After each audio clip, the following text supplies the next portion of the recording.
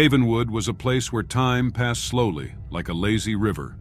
The houses, almost all made of wood, seemed to cling to each other, seeking protection against the cold that came from the mountains. The church, with its tall, dark tower, was the landmark, the place where people gathered to forget for a few hours the problems of everyday life. I am Ben Carter, the local sheriff, a man marked by the scars of war and the disillusionment that it inevitably sows. I knew every dusty corner, every wooden house aged by time, and all the inhabitants of this small town. Havenwood was my home, the reason I woke up every morning with a dry mouth, the bitter taste of responsibility on my tongue, and the weight of the whole world crushing my shoulders. Sundays were sacred. Mass was mandatory. Not that I was a fanatic, but it was the custom. It was the day to see the neighbors, to find out who had moved away, who had gotten sick, who had found a new job in the mine. Many families always went. The elders said it was important for the community. The town had always been quiet, a place where secrets were more valued than truth, where the shadows of history hung over every corner, reminders of dark times. But lately a different silence hung in the air, a dense and oppressive silence, laden with apprehension and fear, like an impending storm. It all started with the inexplicable disappearance of Father Michael, the beloved priest of Havenwood, a good and gentle man, a loyal confidant, a beacon of hope and faith in the town. He simply vanished, without leaving a single trace, as if the earth itself had swallowed him whole, without mercy, leaving behind only a painful void and many unanswered questions that haunted everyone's thoughts. The sudden absence of Father Michael left a black hole in the collective soul of Havenwood, a deep void that expanded with each passing day, corroding the faith and hope of the residents like a relentless disease. And the unexpected arrival of Father Osvaldo did not bring the relief everyone desperately longed for, but rather a new and disturbing wave of apprehension and distrust. He appeared in Havenwood like a spectral shadow, a pale and silent specter, thin and skeletal, with deep-set eyes that seemed to have witnessed unimaginable horrors, horrors that haunted him day and night. He did not smile, did not greet the residents, did not show any human emotion, as if he were something programmed to fulfill a dark task. He only watched with a cold and penetrating gaze that made me feel as if I were being dissected alive, each of my deepest secrets exposed to his relentless analysis. Sunday masses lost their joy and fervor, turning into empty and meaningless rituals. Smiles became forced and artificial, fragile masks hiding fear and uncertainty. Whispers intensified, fueling paranoia and distrust among neighbors, friends, and even family members. People began to lock themselves in their homes at nightfall, bolting the doors with rusty latches and boarding up the windows with cracked planks, with an irrational fear of what might be lurking in the impenetrable darkness, watching them with hungry and malevolent eyes, thirsting for their souls. Father Osvaldo was not like Father Michael, that was evident. He did not bring comfort and solace to the afflicted, but rather discomfort and unease. He did not speak to the people, did not visit the sick and needy, did not participate in the life of the community, isolating himself in his own tower of silence. He spent most of his time locked in the church, muttering prayers in archaic Latin and performing strange and disturbing rituals that made me question his sanity and his true intentions. I was not a man of faith, far from it. The war taught me in the worst possible way to distrust everything and everyone, to trust only my instincts and my faithful weapon, my inseparable companion. But I was also a lawman, and I had the solemn responsibility to protect my town, to find Father Michael, and to restore peace to Havenwood, even if it meant facing my own inner demons. I watched Father Osvaldo closely, with the relentless attention of a predator, feeling a growing unease that turned into suspicion. Something didn't fit. Something was terribly wrong. Father Osvaldo was not a normal priest. He was hiding something dark and dangerous that threatened to consume Havenwood. I then remembered Martha Abernathy, the old woman who lived isolated on her small farm away from the town, in an old house that seemed to have come straight out of a dark and macabre fairy tale. Some called her a witch, fearing her hidden powers, others a healer, seeking her ancient wisdom.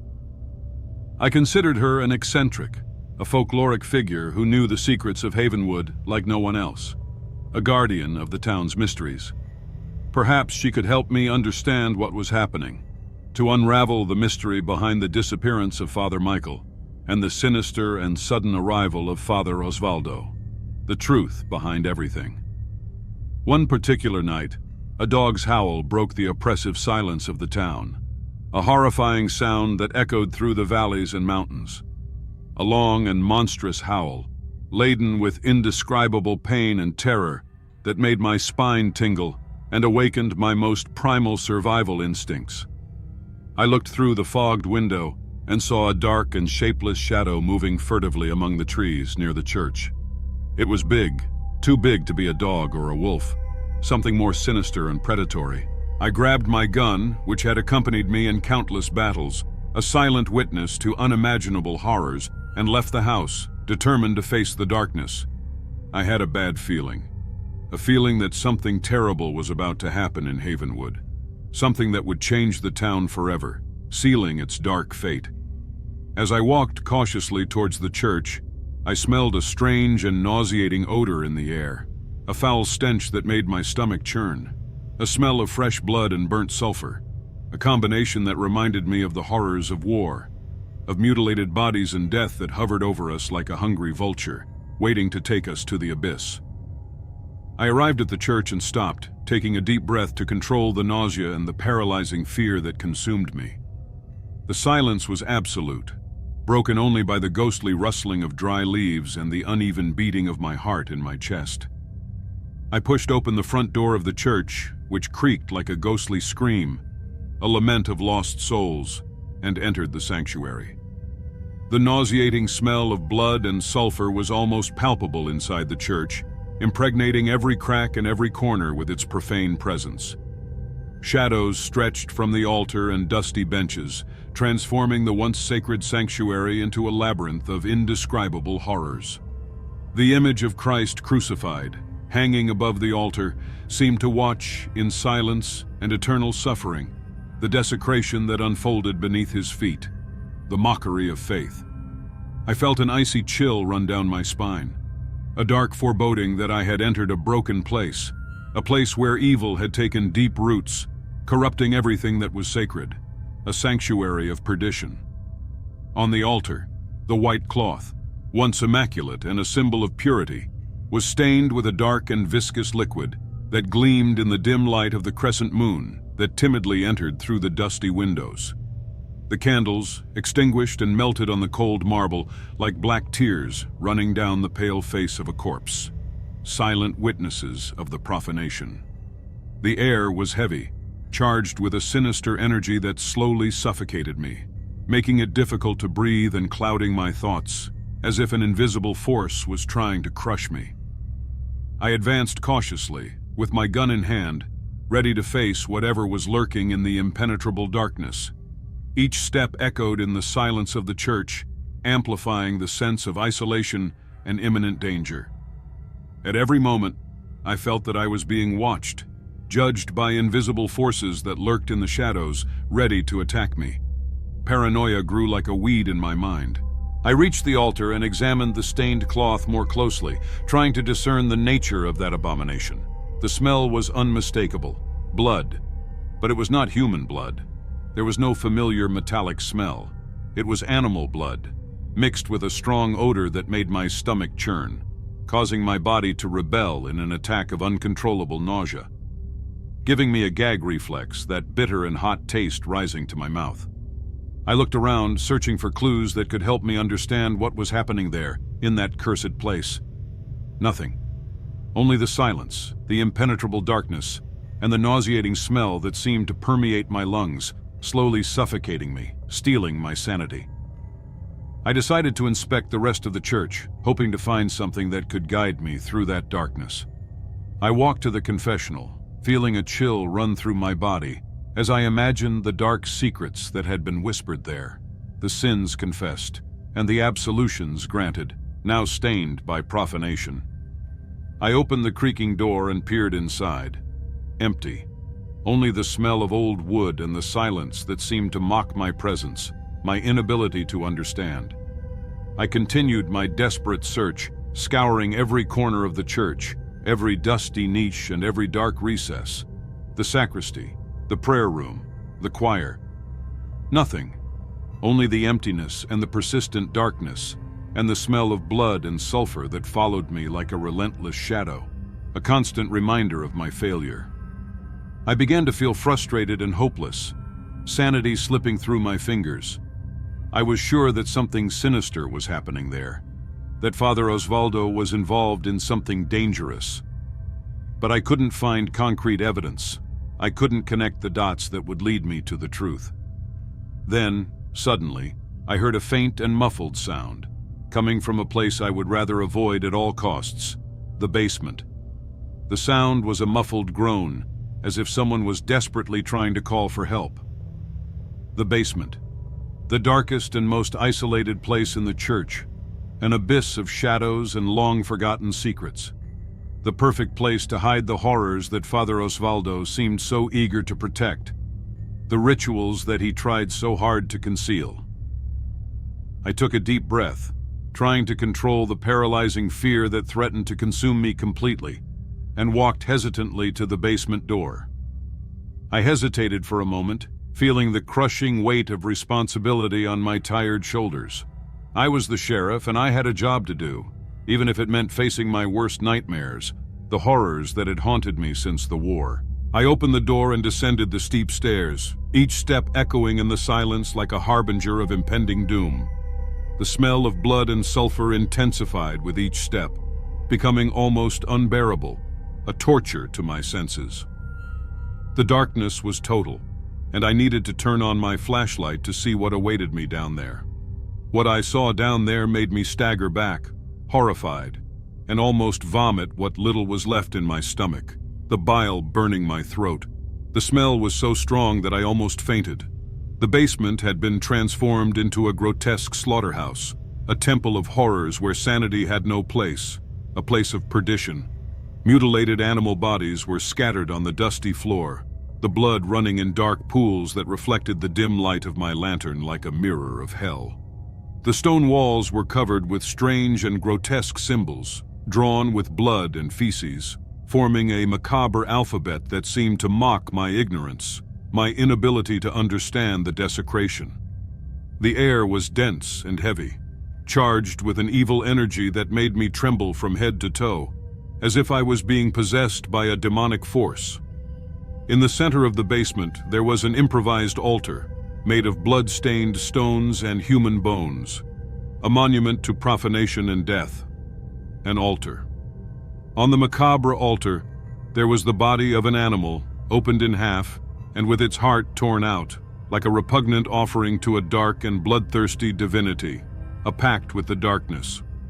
I felt a strong nausea, and needed to lean against the cold wall to avoid falling, to avoid succumbing to the madness that called me from the depths of that cursed place. This was more than just a macabre ritual. It was a profanation, an affront to God and humanity, an act of rebellion against the natural order of things, an invocation of evil. Suddenly, I heard a faint and muffled sound coming from a dark corner of the basement, a groan of pain, a silent cry for salvation. I approached cautiously, lantern in hand, ready to face whatever was hidden in the shadows. Tied to a rough wooden chair, with his mouth gagged with a dirty cloth and his eyes filled with terror, was Father Michael, the priest everyone loved, the man who had been a beacon of hope for Havenwood, now reduced to a prisoner. He was alive, but for how long? Before I could do anything to save him, I heard a sound behind me, a sound that made me tremble with dread. A sound of slow and heavy footsteps, coming from the darkness, approaching relentlessly. I turned slowly, the lantern shaking in my sweaty hand, and saw Father Osvaldo standing at the basement door, the darkness embracing him like a cloak. His eyes gleamed with a demonic fury, reflecting the darkness that consumed his soul completely. His face was distorted by an expression of hatred and madness, revealing the bestial creature that hid beneath the mask of sanctity. In his hands he held a bloody knife, the weapon that had been used to desecrate the sanctuary and torture Father Michael, the blade of perdition. "Are you lost, Sheriff?" he said, his voice laden with an indescribable malice that made me feel as if I was being swallowed by hell itself. "Now you will pay dearly for your curiosity. You and all who oppose me." The air reeked of death and insanity in the church basement, each breath a nauseating reminder of the profanation that Father Osvaldo had committed, an affront to everything that was sacred. The knife in his hand trembled slightly, a harbinger of the brutal violence that was about to befall us like a relentless storm. Father Michael, tied up and terrified, watched me with a mixture of hope and deep despair, as if I was his last chance for salvation amidst that chaos. His eyes begged for help. "You don't understand the truth, Sheriff," Father Osvaldo murmured, his voice laden with a dark and distorted fanaticism that made me question his sanity, if there was any left. "I am only fulfilling the will of greater forces, ancestral forces that have ruled this world since before the emergence of humanity itself. Havenwood desperately needs to be purified, and I have been chosen as the instrument to carry out this divine task." I ignored his delusional words, concentrating on finding an opening, an opportunity to attack and reverse the situation. I needed to get Father Michael out of there as quickly as possible, even if it meant sacrificing my own life in exchange for his. I couldn't let him die there. "Let him go now, Osvaldo," I ordered, trying to keep my voice firm and authoritative, despite the paralyzing fear that gnawed at me from the inside out like an acid. "This doesn't have to end this tragic way. You can surrender peacefully, confess your heinous crimes, and seek redemption for your sins." Father Osvaldo let out a horrifying laugh, an animalistic sound that echoed through the basement, making the hairs on my neck stand on end in a sign of warning. "Redemption? For what? I have already found my true purpose, my dark truth, and that truth resides in eternal darkness, in shed blood, in the supreme sacrifice." Suddenly, in a single leap, he lunged toward me with surprising speed, the knife glinting under the dim and flickering light of the lantern like a ray of darkness. I swerved out of the way by pure survival instinct, feeling the cold steel cut through the air mere inches from my face. Adrenaline flooded my body like an electric shock, sharpening my senses. I fired 2 accurate shots at Father Osvaldo, but he moved with supernatural agility, dodging the bullets as if guided by an invisible force. He was much faster, stronger, and more agile than any human being I had ever faced in my entire life, as if he wasn't human. I realized then the dark and disturbing truth that insinuated itself into my thoughts. Father Osvaldo was not an ordinary man, but something much more sinister, something monstrous and profane, something that defied the laws of nature and sanity. He attacked again, with an animalistic and uncontrollable fury that made me recoil in terror. I blocked his violent blows with my gun, but the force of his attacks was brutal, almost superhuman. With each onslaught, I felt my arms tremble uncontrollably, and my muscles scream in protest. I was losing. In a moment of carelessness, Father Osvaldo kicked me violently in the stomach, throwing me against the stone wall with brutal force. The pain was excruciating, and I felt the air escape from my lungs, slowly suffocating me. Darkness began to envelop me. As I desperately tried to catch my breath, Father Osvaldo approached me, the bloody knife raised for the final blow, ready to send me into the abyss. I closed my eyes tightly, resigned to my inevitable fate, awaiting the fatal blow that would seal my destiny. But suddenly, I heard a sharp and desperate scream that cut through the air like lightning, awakening in me a fury that I didn't even know I possessed. The scream echoed through the basement. I opened my eyes and saw Father Michael, in a superhuman effort of pure will, freeing himself from the bonds that held him and throwing himself on Father Osvaldo, grabbing him with all his strength. The knife slipped from his hand and fell to the dusty floor, and the two men rolled across the filthy floor of the basement, fighting like wild animals in a desperate battle for survival.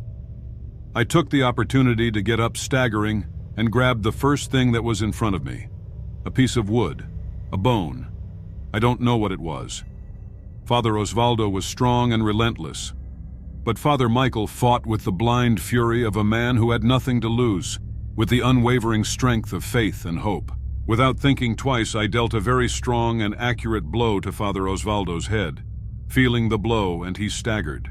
He screamed in pain and writhed violently, desperately trying to get rid of Father Michael. But the priest clung to him with all his strength, preventing him from completely transforming into the monstrous creature that lurked within him. I took the chance to deliver more brutal blows on Father Osvaldo's back repeatedly, unleashing all my accumulated anger, fear, and frustration. Blood gushed abundantly, staining the floor and walls of the basement, turning the place into a true hell on earth. Finally, after what seemed like an eternity, Father Osvaldo stopped moving. His inert body lay on the cold and damp floor, the bestial creature that inhabited him finally defeated, at least for now. Exhausted, wounded, and staggering, I walked to Father Michael and helped him up. He was pale and weak, but alive, and his eyes shone with a silent and deep gratitude. "We need to get out of here now, Ben," said Father Michael, his voice weak and hoarse from the suffering. "He's not alone in this. There are others like him in Havenwood, lurking in the shadows. We need to look for Martha Abernathy immediately. She will know what to do.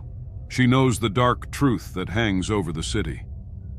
I looked around at the desecrated basement, at the mutilated bodies of innocent animals, at the blood that ran down the walls like tears of despair. The dark truth that insinuated itself into my thoughts was confirmed before my eyes. Havenwood was completely infested by evil, by creatures that fed on the fear and hopelessness of humans. "Let's get out of here," I said, my voice choked with emotion. "Let's look for Martha Abernathy and find out once and for all how to end this curse." The escape from the cursed church was silent and tense, each cautious step echoing in the silence of the night like a harbinger of imminent danger. Every shadow seemed to lurk us. Every sudden noise made us jump with fright, our nerves on edge. Father Michael, still weak and staggering due to the torture, leaned on me to walk, his eyes fixed on the darkness that surrounded us like a hungry predator. We knew that Father Osvaldo, or whatever that monstrous creature was not alone in this dark conspiracy. There were others lurking in the shadows of Havenwood, patiently waiting for the right moment to attack and plunge the city into chaos. The only hope we had left was Martha Abernathy, the wise old woman, the mysterious healer, the feared witch. Few truly understood her. Many feared her for her supposed hidden powers, but everyone agreed on one thing. She knew the deepest secrets of Havenwood like no one else. If anyone could help us understand what was happening and find a way to defeat them and break their curse, that person was Martha, the guardian of ancestral mysteries. Martha's isolated house was miles away from the cursed town. The trail was steep and winding, snaking through twisted trees and slippery rocks, and the darkness of the night made the walk even more difficult and dangerous. With each hesitant step, I felt that we were being watched, followed by spectral presences that judged and evaluated us, deciding our fate. Finally, after hours of exhausting walking, we spotted Martha's house, a welcome sight in the darkness. It was a small and dilapidated building made of dark wood. Thin smoke came out of the stone chimney, indicating that Martha was home. I approached the house cautiously, gun in hand, ready to face any danger that might await us. I knocked on the door, and nothing, only silence, increasing my apprehension and uncertainty. I knocked again with more strength and determination and waited patiently. After a few seconds of tension, the door opened slowly, revealing Martha Abernathy in all her strange and enigmatic glory. She was a tall and thin woman, with long white hair that fell over her shoulders like a cascade of silver snow.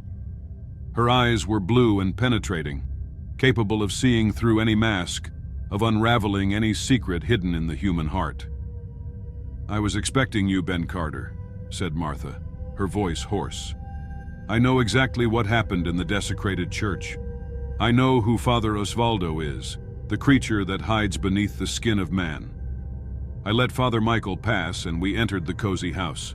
The interior was small and cozy, illuminated by candles and the fire in the stone fireplace. The air smelled of dried herbs, exotic spices, and aromatic incense, creating a mystical and comforting atmosphere, a refuge amidst the chaos. Martha offered us hot tea, made with herbs harvested in the forest, and invited us to sit near the fireplace. Father Michael and I gladly accepted, feeling the comforting warmth of the fire warm our exhausted bodies and calm our frayed nerves. "Father Osvaldo is a skinwalker," Martha said, breaking the tense silence that hung in the air. "An ancestral and powerful creature that feeds on the fear and hopelessness of humans.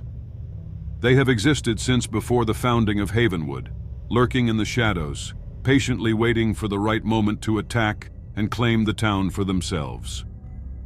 Martha explained to us that skinwalkers were capable of transforming into wild animals, of controlling the forces of nature with their dark magic, and of manipulating the minds of humans, sowing discord and chaos. They were powerful and cruel, and their only ambition was to spread chaos and destruction wherever they went, plunging the world into eternal darkness. "Havenwood is under imminent attack, Ben," said Martha, her eyes fixed on mine, conveying the seriousness of the situation. "Father Osvaldo is just the first of many. If we do nothing to stop them, the town will be consumed by the darkness of the skinwalkers." I asked Martha desperately how we could defeat the skinwalkers, how we could protect Havenwood from the evil that threatened it. Martha sighed deeply, as if she were carrying the weight of centuries of dark history on her tired shoulders. "It will not be an easy task, Ben," she said in a somber tone. "Skinwalkers are incredibly powerful creatures, but they also possess hidden weaknesses. We need to find out what those weaknesses are and use them against them, exploiting their vulnerabilities." Martha revealed to us that skinwalkers were vulnerable to certain rituals, to certain sacred objects imbued with power, and to certain rare herbs found only in the forest. She taught us how to prepare protective amulets to defend ourselves from their dark magic, how to perform exorcisms to expel the demons that controlled them, and how to use the forces of nature to our advantage in the coming battle. "The battle will be long and difficult, Ben," said Martha, squeezing my hand tightly and conveying her determination. "But you are not alone in this fight. Havenwood desperately needs you to survive. Believe in yourselves, trust your instincts, and never lose hope, even in the darkest moments." With Martha's wise and encouraging words echoing in our ears, Father Michael and I prepared for the final battle against the skinwalkers. We knew that the fate of Havenwood was in our hands, and that we could not fail, no matter the cost. With the knowledge of Martha Abernathy engraved in our hearts and the unwavering determination to protect Havenwood burning in our souls, Father Michael and I prepared for the final battle against the skinwalkers. The night was dense and silent, a harbinger of the bloody battle that was to come. The sky was heavy, the stars hid behind the dark and threatening clouds, as if they feared the indescribable horror that was about to befall us in the town. Martha silently guided us to an ancient indigenous cemetery, a sacred place that had been profaned by the skinwalkers with their macabre rituals. It was there that they gathered to perform their dark rites, to feed on the fear and hopelessness of humans, strengthening their evil powers. It was there, in that cursed place, that the final battle would be fought, deciding the fate of Havenwood. As we arrived at the cemetery, we were greeted by a horrifying spectacle that made our blood run cold. Macabre bonfires blazed amidst the ancient tombstones, illuminating a group of hooded figures who danced frenetically around a stone altar. On the altar there was the mutilated body of an innocent animal, opened in half and with its heart torn out, like a repugnant offering to the dark gods of the skinwalkers. I recognized some of the familiar faces among the hooded figures. They were residents of Havenwood, people I knew and trusted, people who had been corrupted and controlled by the skinwalkers, transformed into their puppets. pain and bitter betrayal washed over me like a knife in the heart, but I knew I couldn't hesitate for a second. The fate of Havenwood depended entirely on us.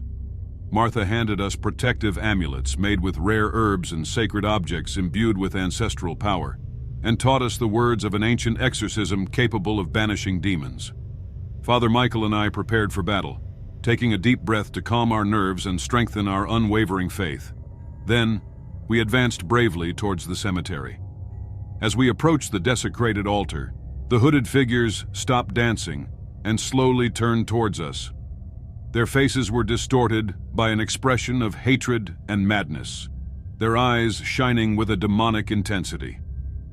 In the center of the group of dark worshippers arose the imposing figure of Father Osvaldo, or rather the skinwalker who had disguised himself as a priest to deceive and corrupt the residents of Havenwood. His form was grotesque and terrifying, a repulsive mixture of human and wild animal, with sharp claws, pointed teeth, and red eyes that shone intensely in the darkness like infernal embers. "You shouldn't have come here, Ben Carter," said the skinwalker, his voice laden with deep hatred. "This is our sacred territory. Here, we are the absolute masters, and you have no power at all." I ignored his threatening words and raised the protective amulet that Martha had given me, reciting the words of the ancient exorcism with all the strength of my lungs. The sacred energy of the amulet flooded my body, strengthening my faith and protecting me against the evil influence of the skinwalkers and their dark magic. Father Michael did the same, and together we advanced towards the desecrated altar, willing to face the evil that threatened to consume Havenwood completely. The battle that followed was brutal and bloody, an epic confrontation between light and darkness. The hooded figures possessed by the skinwalkers attacked us with an animalistic and uncontrollable fury, using sharp knives, pointed stones, and even their own teeth and nails to injure us. Father Michael and I fought with courage and determination, and using the words of protection that Martha had taught us. With each skinwalker we defeated, we felt the evil energy gradually decrease, as if we were draining the power of the creature that controlled them. But they were many, and the battle seemed endless, testing our physical and mental limits. In a moment of carelessness, I was hit by a sharp knife in the arm, feeling a terrible pain invade me like an electric shock. I staggered back, almost losing my balance, but Father Michael supported me firmly, protecting me from the relentless attacks of the skinwalkers. Together we continued to fight side by side, like brothers in arms united by a greater purpose. With each accurate blow, with each word of protection uttered, we felt that we were getting closer and closer to victory. Finally, we arrived at the desecrated altar, where the skinwalker waited patiently for us. His eyes shone with a demonic fury, and his form became increasingly grotesque and terrifying, revealing his true nature. "You can't defeat me," said the skinwalker in a menacing voice, laden with a dark power. "I am eternal darkness. I am primal fear. I am death itself." I ignored his words and raised the sacred knife that Martha had given me, the only weapon capable of destroying the skinwalkers once and for all.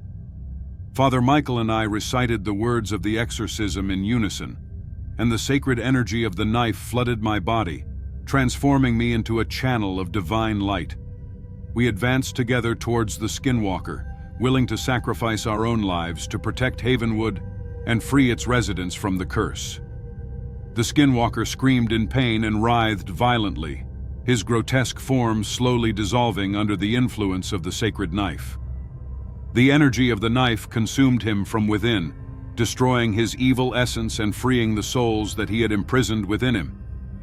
Finally, with one last agonizing scream that echoed through the cemetery, the skinwalker exploded in a cloud of dust and ashes, disappearing forever. Silence fell over the cemetery, broken only by the sound of our hearts beating loudly in our chests. The hooded figures, freed from the evil influence of the skinwalkers, fell to the ground, crying and begging for forgiveness. The dawn began to rise on the distant horizon, tinging the night sky with vibrant shades of red and orange. It was a crimson dawn, a harbinger of a new beginning for Havenwood, a sign of hope. We knew that the battle was over, But the war against evil was not yet over. The Skinwalkers had been defeated, but evil still lurked in the shadows, patiently waiting for the right moment to attack again. And as the crimson dawn illuminated the sky with its glorious light, we knew that Havenwood had been reborn from the ashes, stronger and more resilient than ever. The legacy of renewed hope had been sealed forever. Thank you for staying until the end, and if you liked the story, subscribe and leave your comment. Join us and share your stories, thoughts, theories, and fears. On the channel we have other stories that you will like. Until next time.